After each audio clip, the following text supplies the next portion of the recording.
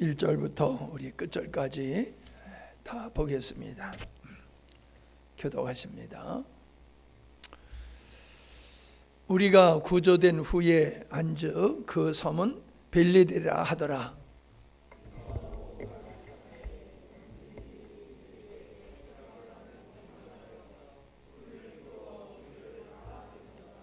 바울이 나무 한 묶음을 거두어 불에 넣으니 뜨거움으로 말미암아 독사가 나와 그 손을 물고 있는지라.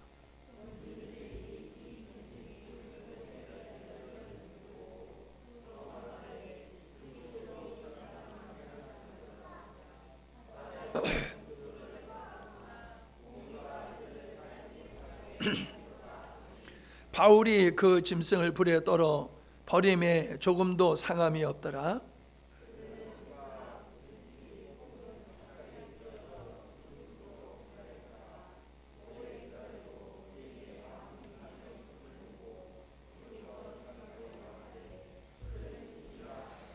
이 섬에서 가장 높은 사람 보블리오라 하는 이가 그 근처에 토지가 있는지라. 그가 우리를 영접하여 사흘이나 친절히 머물게 하더니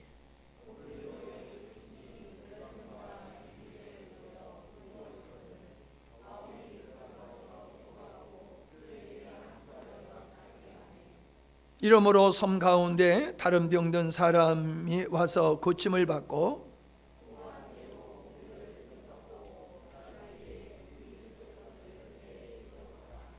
석 달 후에 우리가 그 섬에서 겨울을 날 알렉산드리아 배를 타고 떠나니 그 배의 머리 장식은 디오스구르라. 거기서 들러가서 레기온을 이르러 하루를 지낸 후 남풍이 일어나므로 이튿날 보디온에 이르러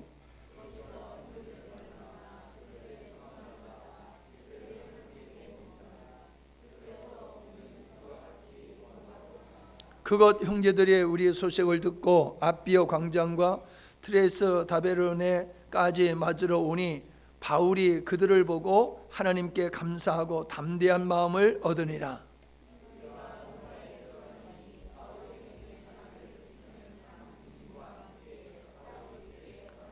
사흘 후에 바울이 유대인 중 높은 사람들을 청하여 그들이 모인 후에 이르되 여러분 형제들아, 내가 이스라엘 백성이나 우리 조상의 관습을 배척한 일이 없는데 예루살렘에서 로마인의 손에 죄수로 내준 바 되었으니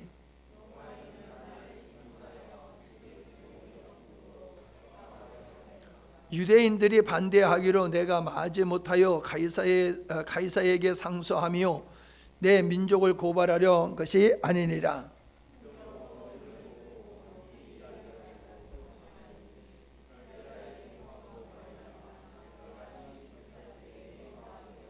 그들이 이르되 우리가 유대에서 네게 대한 편지도 받은 일이 없고 또 형제 중 누가 와서 네게 대하여 좋지 못한 것을 전하였든지 이야기한 일도 없느니라.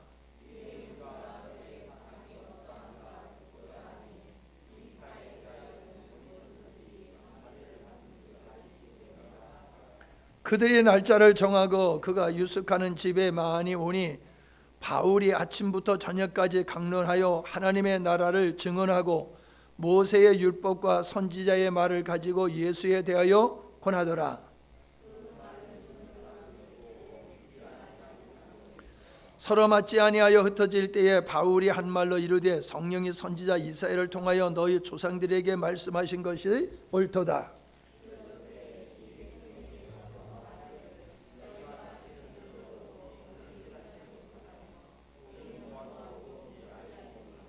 이 백성들의 마음이 우둔하여져서 그 귀로는 둔하게 듣고 그 눈은 감았으니 이는 눈으로 보고 귀로 듣고 마음으로 깨달아 돌아오면 내가 고치려 줄까 함이라.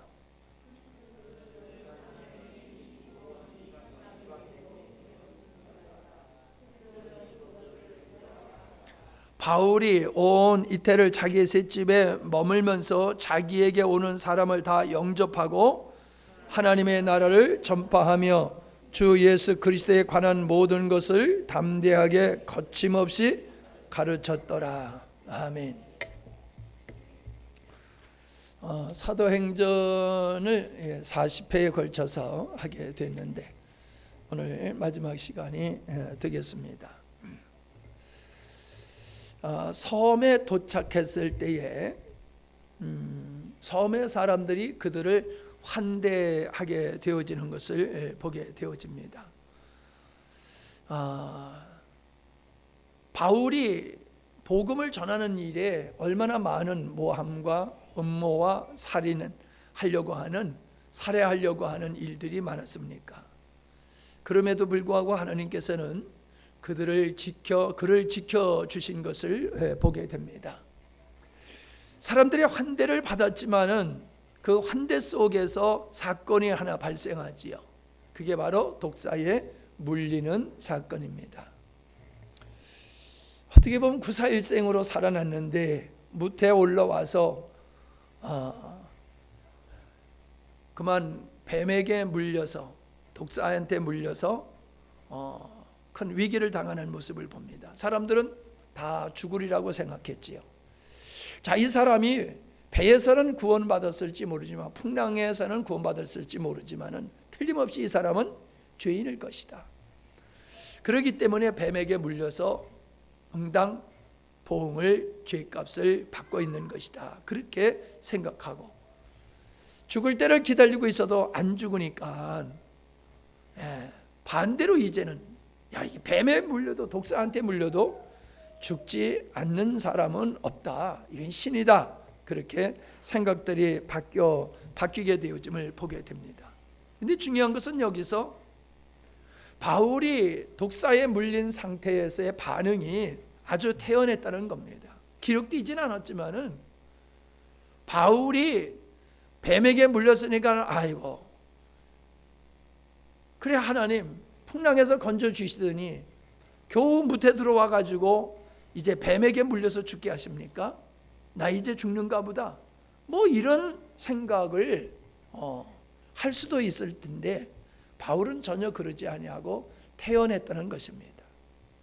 여러분, 이 믿음이 어디서 있을까요? 이 평안함은 어디서 있을까요? 하나님께서 자기에게 약속하신 말씀을 믿는 믿음에서입니다. 여러분, 하나님의 약속은, 주님께서 하신 약속은 이루어져야 될 거예요. 장차 이루어져야 될 거예요. 그런데 그 어음과 같은 약속인데 실제는 어때요? 실제는 독사한테 지금 물렸다는 거예요. 어느 것이 더 현실적이라고 생각합니까? 예? 하나님의 약속이 더 현실적이라고 느껴지십니까? 지금 독사한테 물린 것을 더 현실적으로 받아들일 수 있겠습니까? 상황으로 보면은 독사한테 물린 상황이 더 현실적인 거지요. 그것의 영향을 더 받을 수밖에 없는 거지. 오늘 우리들의 삶이 하나님이 우리에게 약속하신 이 언약의 말씀과 우리의 현실을 보면은 우리의 현실들이 더 극박한 상황들이 많다는 겁니다. 극박한 상황들. 하나님의 약속의 말씀이 더 이상 생각이 나지 아니하고 온데간데 없고 오직 지금 내 앞에 벌어진 상황에 묶여가지고 근심, 걱정, 두려움, 낭만, 절망에 빠질 수 있는 이런 상황들이 우리가 살아가면서 수없이 있습니다. 바울의 모습을 보면서 오늘 우리들이 참 건강한 믿음이라고 하는 것은 어떤 것이냐? 독사에 물린 이 상황에서도 흔들리지 않는 것 같이 우리 앞에 아주 위급한 일이 있을 때에 그 위급한 일 앞에서 우리는 두려워 떠는 것이 아니라 우리와 함께 하시는 임마리엘 되어주시는 주님을 바라보면서 태연하게 담담하게 그 일들을 대하는 것이 우리의 건강한 믿음의 모습이다 라고 하는 것을 우리에게 보여주고 있습니다. 그러니까 독사에 물린 현실보다도 주님의 약속의 말씀이 더 현실적이라는 거예요. 아멘? 그게 바울이 갖는 믿음이에요. 오늘 우리들의 믿음이 이 보이지 않는 하나님의 약속의 말씀은 장차 이루어져야 될 거란 말이에요. 그렇지만은 하나님의 말씀이 한번 선포되어진 것은 확실하다는 거지요. 1.1핵이라도 땅에 떨어지지 아니한다고 그랬잖아요. 하나님의 하실 말씀은 반드시 이루어진다는 거지요. 그렇게 우리는 임마누엘 되어 주신다고 하시는 주님의 말씀을 붙들고 오늘 우리들의 사건들 앞에서, 현상들 앞에서 우리는 담대해야 될 줄로 믿습니다. 환경 바라보고 사람 바라보고 그러면 안 된다는 거지요. 환경 바라보고 코로나 바라보고 그러지 말라는 거예요. 주님이 우리와 함께 하신다. 예. 우리 건강하면요 코로나 안 걸려요. 예. 건강하면 코로나 안 걸려요. 면역력이 약한 사람들이 걸리는 거지, 건강하면요 균이 들어와도 그거 넉넉히 이길 수 있어요. 그런 사례들이 지금 많이 일어나고 있잖아요. 네? 같은 자리에서 있었지만은 건강한 사람은 안 걸리고 면역력이 떨어진 사람은 걸리고, 한 집에 살아도 그런 일이 벌어지고 한 장소에 있어도 그런 일들이 벌어지고 있잖아요. 그러니까 우리가 이 코로나를 두려워하지 말고 면역력을 우리가 강화시켜야 되는 것 같지요. 이 세상이 아무리 우리를 위협하고 우리를 넘어뜨리려고 한다 할지라도 우리가 믿음으로 견고하게 서 있으면은 세상은 우리를 넘어뜨리지 못합니다. 믿음 없는 사람들이 넘어져요. 아이들은, 병역자들은요 조그만 돌에 걸려도 넘어지잖아요. 그러나 건강한 사람은 넘어질 듯 하다가도 그냥 일어나잖아요. 안 넘어진단 말이에요. 세상이 어려운 게 아니에요. 우리가 믿음의 생활하는 세상이 어렵고 마귀의 권세가 큰 게 아니에요. 우리의 믿음이 위축되고 현실의 상황에 묶여서 있으면은 넘어지는 자가 되는 거고, 주님 바라보고 나가면은 넉넉히 이길 자가 될 줄로 믿습니다. 자, 이 상황이 어떤 상황이 되었을까를 한번 생각해 보세요. 바울에 대한 그 섬에 있는 사람들의 인식이 신이라고 생각할 정도였으니까는 바울의 일행보다도 바울에 대해서 사람들이 얼마나 관심이 있겠어요. 이야, 백부장이고 뭐 수많은 사람이 있겠지만은 그 수많은 사람한테 관심이 안 가고 이제 모든 사람의 이목이 바울에게 꽂혔을 거란 말이에요. 그때에 하나님은 또 사건을 일으키시지요. 보볼리오라고 하는 이 사람은 아마 그 섬을 통치하고 있는 총독 정도의 유력한 인물이라고 그렇게들 얘기합니다. 어떻든지 간에 어떤 사회적 직임을 가지고 있었던지 모르지만은 이 사람의 대단한 부호고 많은 사람에게 영향력을 미칠 수 있는 사람이었단 말이지요. 그 사람이 아버지가 열병과 이질이 걸려가지고 죽게 되었어요. 지금이야 이건 병도 아니지만은 그때 당시에는 이질 걸렸다고 하면은 참 어려운 상황이 되는 거지요. 지금 우리 코로나보다도 더 위험한 거란 말이지요. 그때에 바울이 가서 그를 안수하여 주게 됩니다. 이걸 누가 막았겠어요? 막는 사람은 하나도 없을 거예요. 신과 같이 여기는 사람이 우리 집에 와서 우리 아버지를 건쳐주겠다고 와서 기도해 주겠다고 그러는데 그거 마다할 사람이 어디 있겠습니까? 결국 하나님은 바울을 통해서 그 부친의 질병을 치료해 주셨다라고 하는 거지요. 참, 하나님은 결국 이 사람들이 은혜를 입음으로 말미암아 이 사람들이 그 섬을 떠나게 될 때 어떻게 됐습니까? 그 사람들이 로마까지 가는데 필요한 모든 물자를 다 제공했다는 사실이에요. 그 배에 들어갈 때, 섬에 들어갈 때는 모든 걸 다 버리고 맨몸으로 들어갔잖아요. 근데 나올 때는 있어야 할 모든 것을 그 사람들을 통해서, 그 섬 주민들을 통해서 공급을 받아서 나오게 됐다는 거지. 보볼리오만 필요한 것을 제공했겠습니까? 각종 많은 병자들을 건쳤으니 지금도 질병에서 고침을 받으면 고마운데 뭐 바울이 돈 받고 곤쳐줬겠어요? 그냥 곤쳐줬죠 다. 그러니 뭐 크고 작은 여러 가지 질병에 있었던 사람들이 바울의 일행을 만나가지고 뭐 누가를 통해서든지 누가를 통해서 치유를 받았든지 바울을 통해서 치유를 받았든지 어떻든지 간에 많은 사람들이 치유를 받고 나니까는 얼마나 감사했겠어요. 예? 우리로 말하면 예를 들어서 닭 한 마리 가져오고 염소 한 마리 가져오고 뭐 쌀 한 마 가져오고 뭐 이런 식으로 뭐 감사의 표현을 안 했겠어요? 감사의 표현은 말도 안 되지요. 나는 뭐 이게 어떻게 물건이 장만됐는지는 모르겠지만은 뭐 한꺼번에 가져올 수도 있었고 아니면은 그렇게 병자들이 치유될 때마다 감사해서 가져온 것들이 쌓여가지고 그 일행이 로마까지 가는데 필요한 경비가 마련되지 않았을까? 분명한 것은 경비가 마련되었다라고 하는 거지요.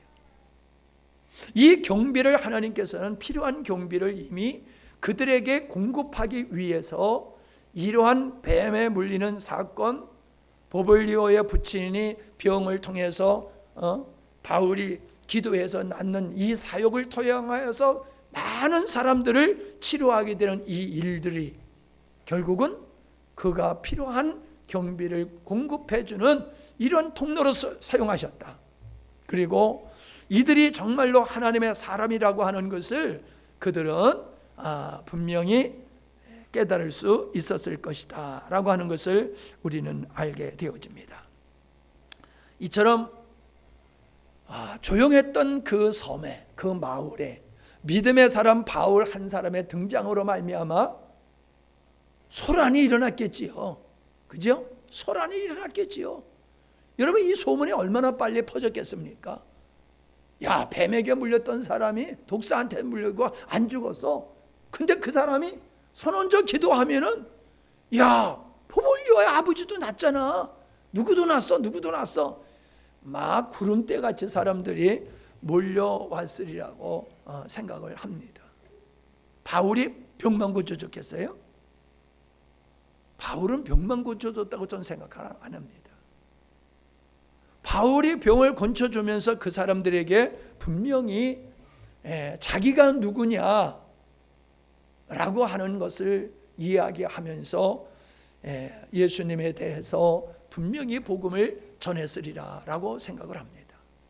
믿음의 사람은 바울을 가리켜서 믿음의 사람을 연병을 터뜨리는 자라 했잖아요. 전염병을 감염시키는 자라고 그렇게 얘기했단 말이죠. 이 얘기는 뭡니까? 믿는 사람이 사회에 미치는 영향력이 선한 영향력이 있다는 것을 말해주고 있는 거예요. 여러분 우리가 믿음의 생활을 잘하는 것은 주일날 예배당에 나와서 예배드릴 잘 드리는 거, 봉사하는 거, 이게 신앙의 전부가 아니에요. 영향력을 미쳐야 돼요. 그렇잖아요. 너는 세상의 빛이다. 너희는 세상의 소금이다. 여러분 빛과 소금은 영향력을 미칠 수밖에 없어요. 아니 빛과 소금이 영향력을 안 미칠 수가 있으면 그게 빛이고 소금입니까? 맛을 내게 하는, 다른 부패하지 않게 하고 음식을 맛있게 하는 이 짠맛, 어둠을 물리치고 환하게 하는 이 빛, 이거는 은밀히 할 수 있는 게 아니에요. 모든 사람이 알게 행할 수 있는 것이고 모든 사람에게 영향력을 미쳐서 그들의 삶을 변화시키는 것이 소금과 빛의 역할이라는 거지. 바울의 한 사람의 역할이 가는 곳곳마다 사람들을 변화시키는 이 역사를 보면서 참 믿음이 뭐냐라고 하는 것을 우리는 생각해야 됩니다. 아, 바울이 그랬구나. 이래고 끝나면 안 된다는 거지. 나는 과연 우리 가정에서 믿지 않는 우리 식구들에게 어떤 영향력을 미치고 있는가? 믿지 않는 형제들에게, 믿지 않는 가족들에게 내가 어떤 영향력을 미치고 있는가? 우리 이거 생각해 봐야 됩니다. 전혀 우리 가정이 나로 말미암아 영향을 안 받고 있다라고 하면은 나는 예수 잘못 믿는 겁니다. 내가 무엇을 의도적으로 하는 건 아님에도 불구하고 내가 하나님 중심적으로 살아가는 그 삶을 통해서 우리 가족이, 우리의 주변에 있는 사람들이, 학교의 친구들이, 직장의 동료들이 나를 바라보고 변화되어지는 이 역사가 일어나는 것이 생명을 가진 그리스도인의 모습이라는 거예요. 이건 사명이 아닙니다. 사명이 아니라 자연스럽게 나타날 수밖에 없는 믿음의 결과물이라는 것이지. 우리는 우리의 믿음을 평가하는 것을 잘못된 기준으로 평가를 하고 있습니다.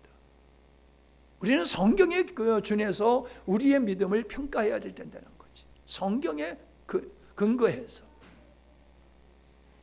그러니까 우리 생각으로 우리를 평가하니까는 괜찮은 사람으로 보이는 거예요.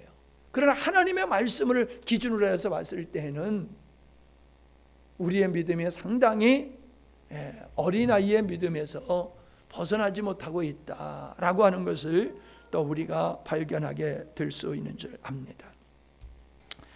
자, 그 다음에 이제 그 섬에서 떠나가지고 로마로 가는 여정 속에 바울이 온다는 소식을 듣고 아비오 저자와 삼가네라고 하는 도시에 사는 믿음의 형제들이 바울을 맞으러 나갑니다. 바울이 지금 죄인의 모습으로 로마로 압송되고 있는 그 상황임에도 불구하고 그가 오고 있다는 소리를 듣고 많은 사람들이 그를 만나려고 찾아오는 모습을 보게 되어집니다. 어른들이 그래요. 집안 꼴이 되는 집은 사람이 늘 몰려든다는 거예요. 객이 많다는 거예요, 객이. 근데 집안이 안 될 집은 누구도 안 찾아온다는 거예요. 누구도 안 찾아온다는 거예요. 되는 집은 사람이 찾아온다는 거예요. 이건 옛날 문화라고 생각을 하죠. 여러분, 현대도 마찬가지예요. 우리가 꼭 집으로 오는 것만이 아니에요. 집에서만 아니더라도 누군가를 나를 만나기를 원하는 그런 대상이 되어야 됩니다. 나를 만나면 위로를 받고, 나를 만나면 힘을 얻고, 나를 만날수록 새로운 소망을 갖는 이런 역사가 일어나야지 되는 거예요. 바울이 아무런 영향력이 없는 사람이었다라고 하면은 그를 만나려고 그 먼 거리에서부터 그를 만나려고 올겠습니까? 더욱이 그는 지금 죄인의 신분으로 있는 사람인데 죄인을 만나러 간다? 여러분, 교도소에 한번 가본 적이 있으세요? 아니, 깜빵 간 거 말고 면회를 가도요, 교도소에 가면 기분이 안 좋아요. 면회를 가도. 그 교도관들이 나를 어떻게 볼까? 그 안에 있는 사람과 같이 나를 볼 것 같은 기분이 들어요. 나의 수준을. 거기 있는 사람 면회를 왔으니까 뭐 어떤 관계든지 간에 그 사람과 관계에 있으니까는 나를 볼 때에 그 사람 수준으로 볼 게 아닌가, 이런 생각이 들더라고요. 기분이 영 이상하더라고요. 별로 좋지 않더라고요. 여러분, 잘 나가는 사람, 많은 사람이 칭찬하는 사람, 그런 사람 만나면요, 아우, 저 사람이 징그러구나, 그거 좀 부러워할 거 아니에요. 그럼 기분 좋아요. 그런 사람 만나는 거. 다른 사람이 나를 찾아와서 나를 만나려고 한다고 했을 때는 나에게 선함이 있어야 됩니다. 생명의 역사가 있어야 됩니다. 위로할 만한 것이 있어야지 돼요. 그저께 왔다 어제 가신 권사님이 계시는데, 서울에서 가만히 자기가 생각해 보니까 갈 데가 없대요. 갈 데가. 그렇게 많은 사람이 있고 교회가 그렇게 큰 교회고 성도들이 그렇게 많아도 자기가 갈 데가 없더래. 갈 데가. 그런데 우리가 생각났다는 거예요. 우리가 생각이 나고 마침 우리한테 가라고 하는 권면의 전화를 받고, 이것이 주님이 우리를 이곳으로 보내는 거로구나 하면서 그냥 단숨에 달려오셨더라고요. 오셔가지고 교제하면서 대화를 하고 기도를 하면서, 목사님, 제가 믿음의 생활 잘못했네요. 제가 믿음의 생활 잘못했습니다. 그저 내가 보고 듣는 것이 전부인 줄 알고 그저 내가 하는 것이 최고인 줄 알았는데 목사님 말씀, 사모님의 기도 듣다 보니까는 내가 믿음의 생활 잘못했네요. 그러면서 하나님이 참 여기를 보내주신 게 너무 고맙고 감사하다고 그런 말씀을 하세요. 그런데 그런 분들이 참 많아요. 그런 분들이 힘들고 어려울 때에 찾아갈 수 있는 곳이 여기라는 거예요. 저는 그 말을 들을 때마다 참 감사하기도 하고 또 민망하기도 하고 그래요. 이 감정의 교차를 해요. 내가 나를 바라보면 형편없는 난데 근데 우리를 통해서 이 많은 사람들이 위로를 얻는다? 야, 이건 너무 감사한 일이고 주님이 나와 함께 하기 때문에 그렇지 주님이 없으면 이런 일이 일어날 수가 있는가? 없다. 그래서 참 내가 끝까지 주님 붙들고 주님 안에 살면은 내가 나이가 많아도 사람들이 우리를 보러 찾아오지 않겠는가? 그럼 결코 외롭지 않을 것이다. 쓸쓸하지 않을 것이다. 보람 있고 재미있는 여생이 될 거다. 그런 기대가 되고 감사한 마음이 넘칩니다. 여러분, 여러분의 친구들이 이웃들이 어려움을 당할 때에 그 문제를 가지고 여러분을 찾아올 수 있어야 될 줄로 믿습니다. 그래야지 여러분 예수 잘 믿는 거예요. 보통 때는 그들이 큰소리 뻥뻥 칠지 모르지만은 그들이 진짜 문제를 당하게 되어지면은 어찌할 줄 모르고 방황할 때에 여러분이 찾아가면은 여러분의 내미는 손을 그들이 덥석 잡고 그들의 고충을 틀어놓고 이야기하면서 여러분을 통하여 위로받는 역사, 이게 빛과 소금의 역할이 될 줄로 믿습니다. 이게 능력 있는 성도가 되는 거예요. 이렇게 돼야지. 아멘. 나 혼자 내 식으로 예수 믿고 나 예수 잘 믿는 거야. 에이, 소용없어요. 하나님이 인정하고 하나님이 인정하면은 사람들이 알아보고 찾아와요. 사람들이 알아보고 찾아와요. 제가 위로받는 게 그거예요.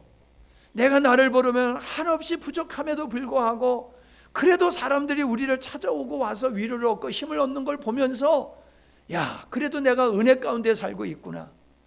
내가 인생을 엉터리로 살고 있는 건 아니로구나.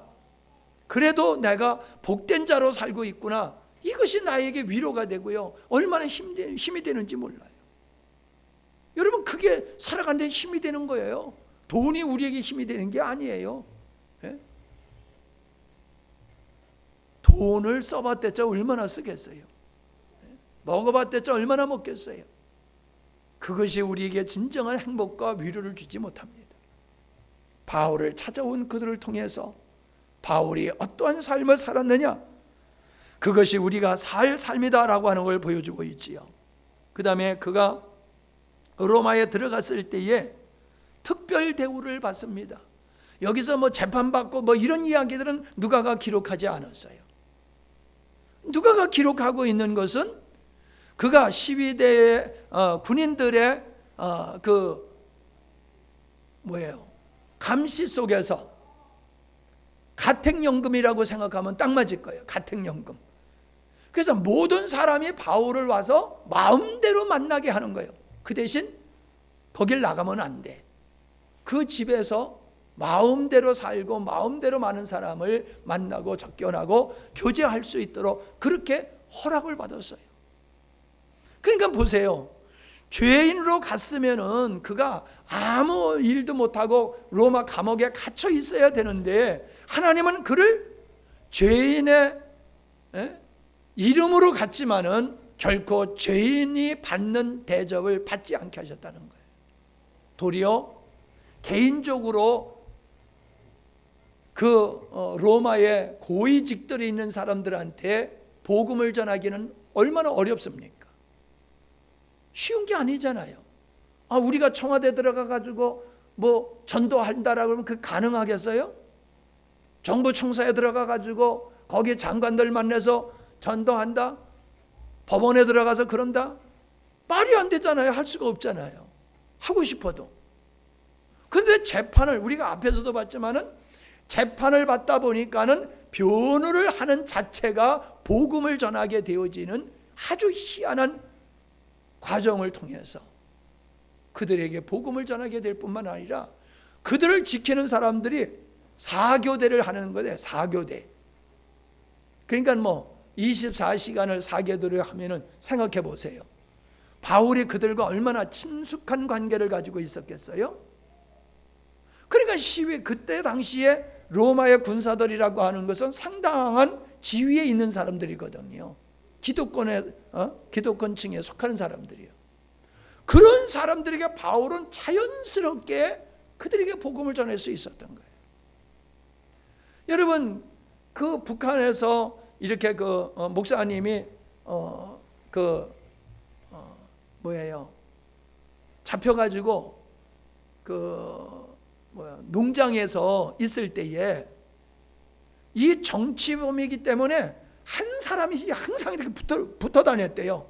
밭에 가서 일 노동을 해도 항상 사람이 항상 따라다녔대요. 다른 사람은 그냥 집단으로 일하게 했지만.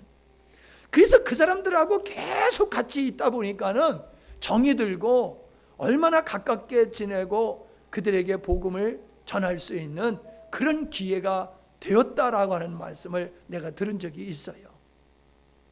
북한이라고 하는 땅에서도 그런데 로마에서는 얼마나 자유롭게 그들에게 복음을 전할 수 있었겠는가.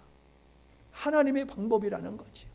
자연스럽게 로마의 고위층들한테 복음을 전하도록 하나님은 죄인의 신분이지만은 자유롭게 하고 그 죄인의 신분이 도리어 그들에게 복음을 전할 수 있는 그러한 방편으로 하나님이 사용하셨다. 하나님의 지혜인 줄로 믿습니다. 여러분, 우리의 삶이 지금 어떠하든지 그게 중요한 게 아니라는 거예요.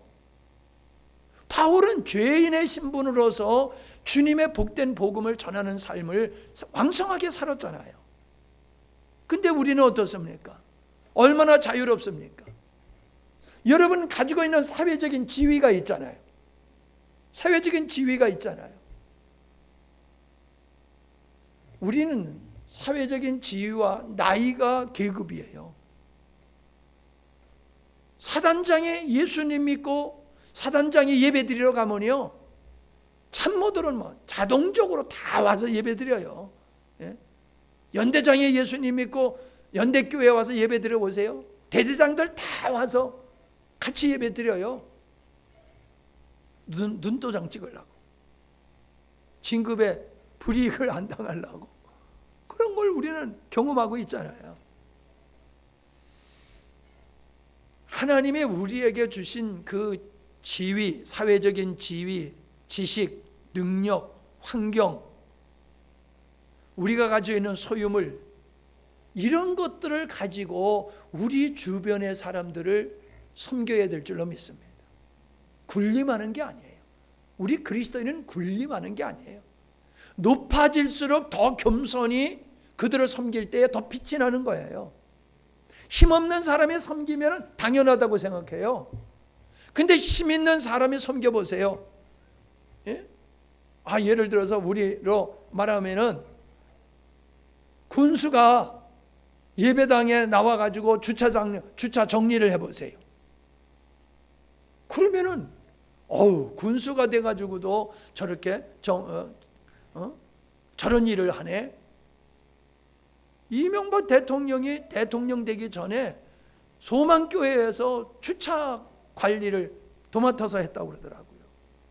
일부러 쇼로 했는지 진짜 했는지 모르지만은 어떻든지 간에 그 사람이 주차 관리를 했다는 거예요.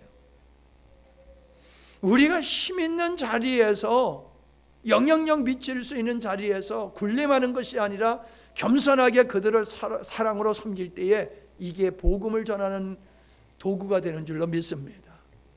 아멘? 예. 이게 중요한 거예요. 자, 얼마나 많은 사람이 왔느냐 하면은 여기 보니까는 로마에 살고 있는 유대인들을, 유력한 지도자들을 초청을 했어요.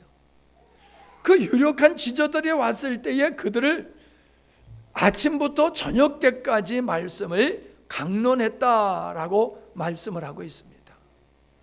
여러분, 우리 여기 김 집사님의 애들을 가르치시지만은 학교에서 애들 가르치는 건요, 혼을 다해서 안 가르칠 거예요. 근데요, 설교는요, 혼을 다해서 설교를 하는 거기 때문에 이게 똑같이 1시간 떠들어도요, 이게 차원이 달라요. 그냥 지식을 전하는 거, 이야기하는 거와 내 마음을 담아서 그 영혼을 향해서 선포하는 이 말씀을 전하는 거는 영적 에너지가 얼마나 많이 이게 소모가 되는지 몰라요. 내가 날 봐도 그래요. 아니, 그 1시간 설교하는 게 뭐가 그거 대단해요? 아무것도 아니잖아요. 근데 1시간 설교하고 나면요, 얼마나 탈진이 되는지 몰라요. 그 들어가가지고 그냥 텔레비 켜놓고 여러분 이제 봤을 거예요. 다 예배 마치고는 올라가가지고 텔레비 펴놓고 멍 때리고 앉아 있는 거예요. 텔레비 보면서. 뭐 텔레비 관람하는 게 아니야. 그냥 가만히 앉아서 그거 보면서 쉬고 있는 거예요. 그냥 한두 시간 그리고 있으면요, 기운이 다시 살아나더라고요. 희한해요. 그래서 내가 스스로 그래요. 아니, 뭐가 그렇게 힘들다고 이렇게 힘들어하냐? 근데 설교는 그런 것 같아요. 이게 내가 지난번에 여름에도 그 오신 분들하고 그냥 참 기분이 좋아가지고 막 그냥 새벽 3시까지 그냥 피곤한지를 모르고 얘기하고 딱 들어갔더니 그냥 떨어져 버리더라고요. 그 피곤함이 며칠 가더라고요. 여러분, 아침부터 저녁까지 말씀을 강론했다는 것은 이게 보통 에너지가 소비되는 게 아니에요. 그런데도 그는 마다하지 아니하고 그렇게 몰려오는 사람들에게 말씀을 전하는 것을 볼 수 있습니다. 그런데 아마도 이런 생각이 들어요. 유대인들은 토론의 문화잖아요. 토론의 문화. 그러니까 유대인들의 공부는 토론이에요. 토론. 주입식이 아니라. 아마 복음 전하는 것도 그러지 않았을까라는 생각이 듭니다. 그냥 일방적으로 전하고 끝나는 것이 아니라 바울은 구약을 가지고 여기서 보면 이스라엘 소망, 하나님 나라에 대한 설교를 했는데 그들은 소망하고 기다리는 게 뭐예요? 아브라함을 통해서 주신다고 하는 메시아를 기다리는 거. 그 메시아를 통해서 이 땅에 이루어질 하나님 나라가 그 이스라엘 민족들의 소망이거든요. 그러니까 예수님에 관해서 구약에 있는 말씀들을 가지고 전했으니까 구약의 말씀을 꺼내서 전하고 그 말씀을 가지고 서로 토론하고 그러지 않았을까? 뭐 그런 생각을 해봅니다. 중요한 것은 우리는 하나님의 말씀을 듣고 끝나면 안 된다는 거예요. 하나님의 말씀을 듣고 내가 묵상해야 되고 주변의 사람들과 그 말씀을 가지고 서로 토론하다 보면은 그 말씀이 더 깊어지고 확실해지는 은혜를 입게 되는 겁니다. 가만히 있어 보세요. 그냥 말씀이 바람이 지나가듯이 한 귀로 들어왔다 진짜 한 귀로 빠져나가고 말아요. 근데 그 들은 말씀을 가지고 두세 사람이 모여가지고 토론해 보세요. 그러면 그 말씀이 자신에게 얼마나 확증이 되는지 몰라요. 근데 우리는 그걸 안 한다니까요. 그렇게 하라고 해도 안 하잖아요, 여러분. 다른 얘기 하라고 그러면 그렇게 잘하면서 군대 갔다 온 얘기 하라고 그러면 그냥 밤새워서 하면서 들은 말씀 가지고 얘기해 보세요. 그러면 말이에요. 그냥 끙끙끙끙거리고 머리나 긋고 앉아 있고 말이에요. 그냥. 제발 좀 벗어나시기 바랍니다. 예? 벗어나세요. 공짜 믿음의 생활 없어요, 여러분. 절대로 믿음의 생활, 은혜라고 하는 걸 공짜라고 생각하지 마세요. 여러분 말씀을 묵상해야 되고 서로 말씀을 나누는 이 토론에 이런 역사들이 은혜 받는 통로임을 꼭 믿으시기를 바랍니다. 반드시 하셔야 돼요. 근데 여기 보니까는 받아들이는 사람이 있고 받아들이지 않는 사람들이 있잖아요. 앞에서 뭐 계속 나왔습니다. 지금도 마찬가지잖아요.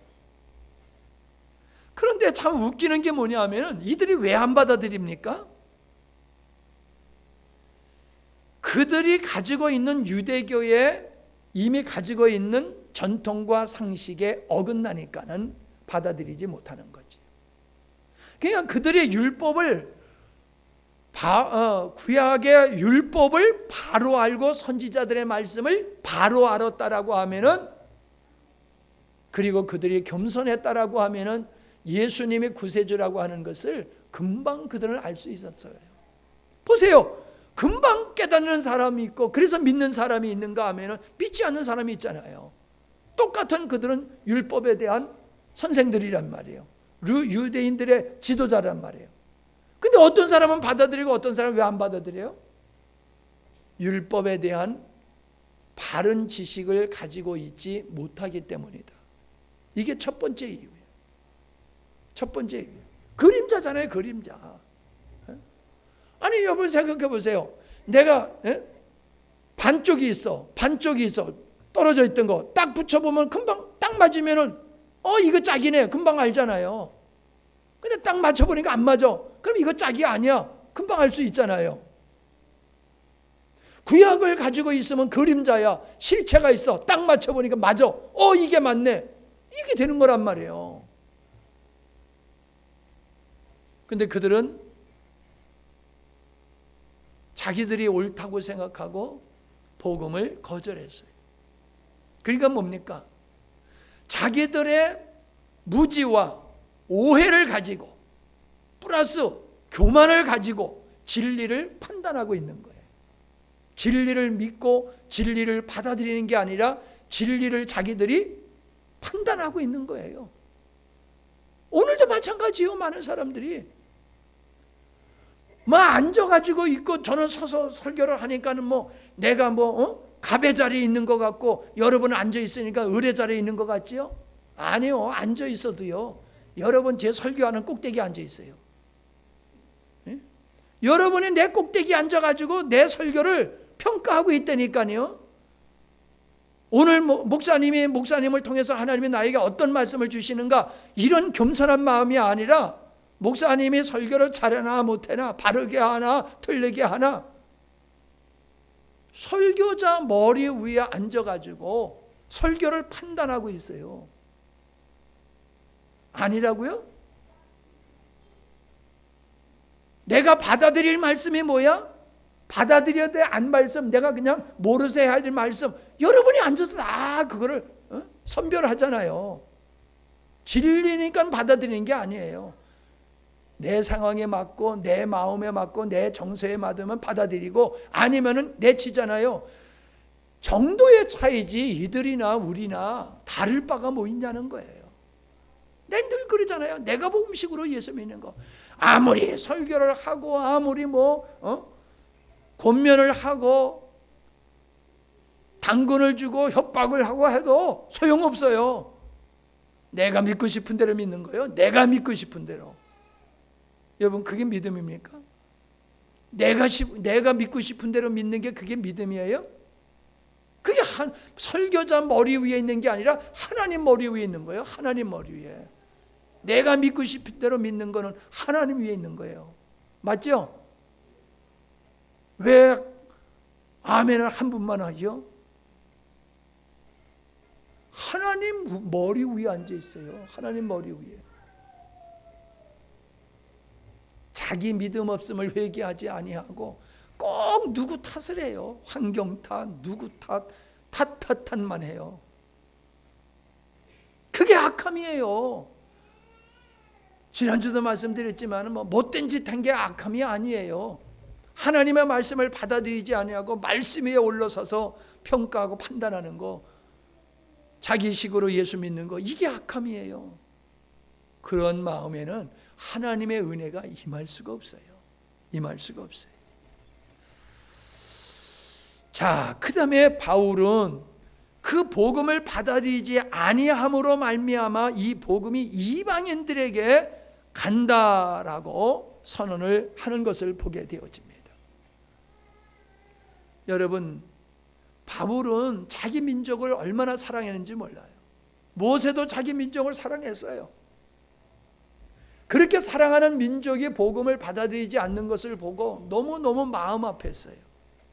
보세요. 하나님은 유대인을 귀하게 여기세요. 왜요? 유대인을 통해서 하나님은 구원의 역사를 이루셨기 때문에. 그래서 유대인을 소중히 여기시는 거예요. 마다들과 같은 존재죠. 마다들과. 그러나 그들이 주님을 배척하고 십자가에 못 박고 그랬을 때에 그 민족이 얼마나 처절하게 고난을 당했습니까? 주 70년의 로마에 의해서 예루살렘이 무너졌을 때에 돌 위에 돌 하나 남지 않도록 파괴됐다고 그러잖아요. 얼마나 많은 사람이 죽고 세계로 흩어져 가지고 나라 없는 서름을 겪으면서 살고 얼마나 많은 사람이 죽음을 당했습니까? 그게 왜 그래요? 미워서 그런 거예요? 자기들이 하나님의 은혜를 거절했기 때문에 그런 고난을 받게 된 거예요. 하나님의 은혜를, 하나님의 손을 뿌리쳤기 때문에 그런 거예요. 왜 지옥 갑니까? 안 믿으니까 지옥 가는 거지요. 사람들은 하나님이 우리를 지옥 보낸다고 그러는데 그 말도 맞지만은 실상은 자기가 지옥 가는 거예요. 하나님의 구원의 손길을 받아들이지 아니하고 거절하니까는 갈 길은 지옥밖에 없는 거지요. 하나님께서는 먼저 유대인들에게 은혜를 주셨지만 그들이 안 받아들이니까는 복음이 이방인들에게 흘러간 거지요. 그들의 입장에서는 우리 이방인은 우리들이 얼마나 은혜 입는 거예요? 그들의 버림이 우리가 주님 앞에 은혜를 입는 기회가 됐잖아요. 사람들이 그래요. 복음이 들어오기 전에 예수 안 믿다가 죽은 사람들은 천국 가요, 지옥 가요? 물어볼 만하지요. 궁금하지요. 예수 믿어야지 구원받는다고 그러니까, 아니 예수가 전한 지가 우리나라에 뭐 몇백 년이 됐어요? 이제 백 몇십 년밖에 안 됐잖아요. 그럼 그 전에 사람들은 예수 예자도 모르고 죽었는데 그 사람 지옥 갈 거예요? 천국 갈 거예요? 이거 궁금하지요. 궁금하죠. 당연히. 그런데 거기에 궁금해할 필요가 없다는 거예요. 그게 궁금할 게 아니라는 거예요. 지금 당신에게는 기회가 왔잖아. 당신에게는 예수님 믿어야 할 기회가 왔는데 그 기회는 옆으로 쳐놓고 죽은 사람들 걱정하고 있단 말이에요.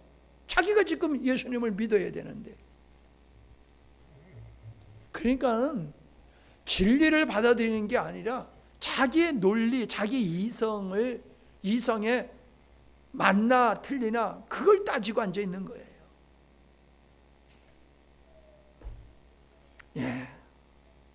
마지막으로 우리가 살펴볼 수 있는 것은 바울이 로마에서 유대인들에게 그렇게 찾아오는 사람들에게 복음을 전했는데 마지막에 보면 뭐라고 말씀하고 있습니까? 마지막 절에 보면은 바울이 온 이태를 2년이지요. 자기 집에 머물면서 자기에게 오는 사람들을 다 영접하고 하나님의 나라를 전파하며 주 예수 그리스도에 관한 모든 것을 어땠다고요? 담대하게 거침없이 가르쳤더라. 담대하게 거침없이 가르쳤다는 거예요. 그뿐만이 아니에요. 여긴 기록되지 않았지만 옥중서신이 있잖아요. 옥중서신. 갈라디아서, 에베소서, 빌립보서, 골로새서, 빌레몬서. 이게 감옥에서 쓴 거예요. 감옥에서.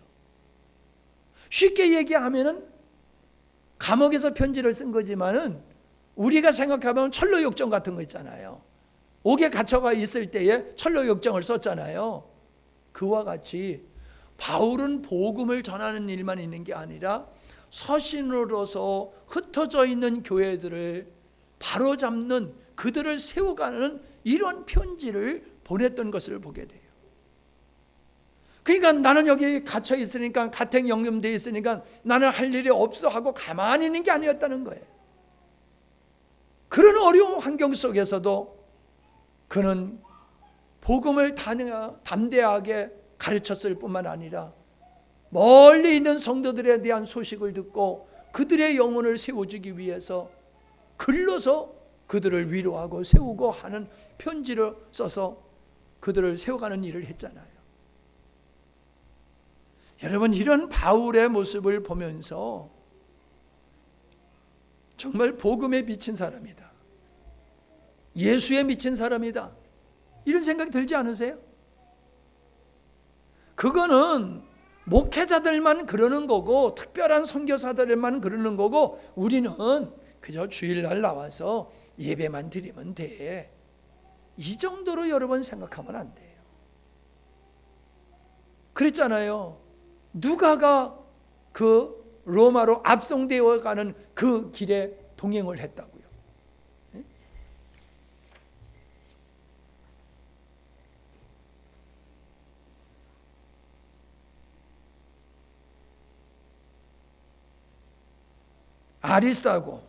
아리스다고와 누가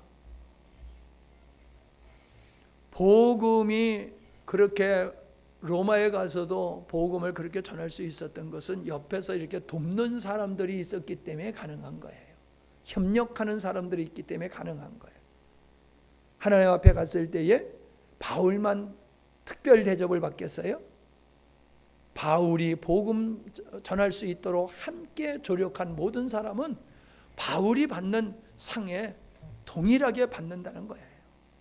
이제 우리는 로마 사도행전이 여기서 갑자기 끝나게 되어지는데 왜 갑자기 여기서 인사말도 없이 그냥 뚝 끊지게 될까를 생각해 보면요, 사도행전은 계속해서 진행형이라는 거예요. 28장이 아니라 29장을 누가 써야 돼요? 우리들이 29장을 써야 되는 거예요. 29장, 30장, 31장 계속 이어지는 그 사도행전에 기록되지 않는 이 부분에 여러분들이 등장인물이 되어야 되는 거예요. 바울이 등장인물이었던 것 같이 이제 여러분이 등장인물이 되어야 돼요. 베드로의 바톤을 이어서 이 누가가 바울이 등장인물로서 여기 28장까지 왔잖아요. 이제 여기서 바울의 삶은 끝났어요. 29장의 등장인물 임성견 가지고 이제 딱 시작이 돼야 돼. 자, 29장의 등장인물은 누가 돼야 돼요? 여러분이 되셔야 됩니다. 바울이 가는 지방을 얘기했듯이 함양 땅에서 여러분 직장에서 여러분의 복음적인 사역이 이제 기록되어야 되는 거예요. 29장의 주인공들이 우리 교회가 되어야 되고 여러분이 되어야 될 줄로 믿습니다. 아멘. 기도하십니다. 이제 말씀을 사도행전을 마쳤습니다. 하나님께서 어떻게 땅끝까지 복음이 전파되도록 일하셨는가 하는 것을 우리가 살펴봤습니다. 그냥 옛날에 있었던 이야기를 우리가 그냥 돌아보는 것으로 끝나면 안 됩니다. 좀 전에도 말씀드렸지만 이제 우리는 이러한 복음이 땅끝까지 전파되게 하는 일을 이루시는 그분의 손에 바울이 붙들렸듯이 저와 여러분이 붙들려야 될 줄로 믿습니다.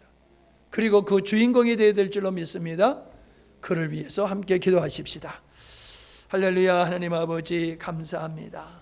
오늘도 참 이 사도행전을 통하여 은혜 받게 하신 하나님, 40회에 걸쳐서 사도행전에서 일하시는 하나님을 보게 하시고 그 위대함과 지혜와 능력을 보게 하시고 참으로 이 마지막에 29장의 주인공이 등장인물이 내가 되어야 됨을 결론적으로 우리가 살펴보면서 이제 앞으로의 삶이 주님의 손에 붙들림을 받았던 바울과 같이 주님의 손에 붙들림을 받는 우리의 삶이 되게 하시고 하나님의 뜻을 이루어내는 귀한 일꾼들이 되게 하여 주시옵소서.